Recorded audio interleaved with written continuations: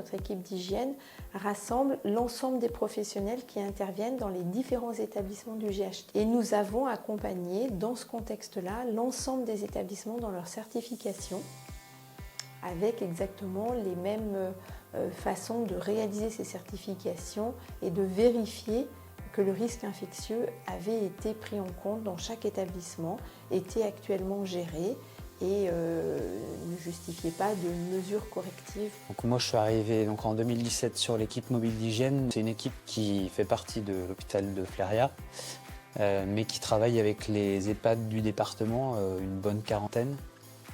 Sur ces dernières années, on a évidemment, comme tout le monde, beaucoup travaillé sur le Covid. On a de base un esprit GHT et même au-delà. Quel que soit l'établissement avec lequel on travaille, on donne les mêmes consignes, les mêmes procédures, on a les mêmes supports de formation, ce qui fait qu'on a des pratiques en hygiène qui sont globalement homogènes sur le territoire.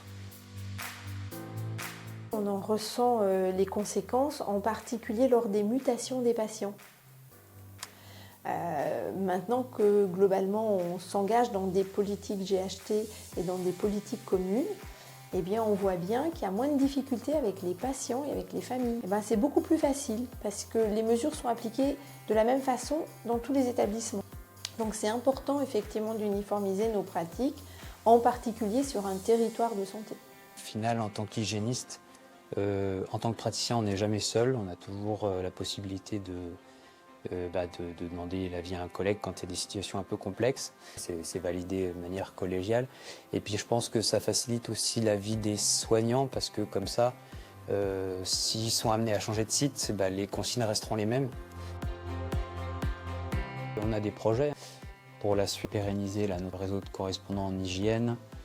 J'aimerais bien effectivement que ce réseau se mette bien en place avec une communication qui aille dans les deux sens.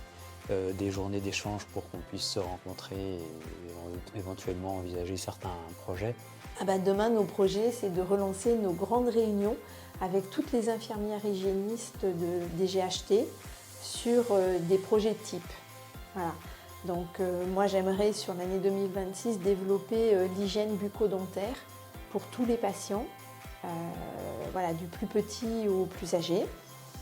Il y a le projet aussi de former à terme toutes nos aides-soignantes, là aussi sur l'ensemble du GHT, pour que les ongles des mains des patients soient correctement entretenus, afin que l'hygiène des mains, certes, on en parle toujours de l'hygiène des mains des personnels, mais il y a aussi l'hygiène des mains du patient.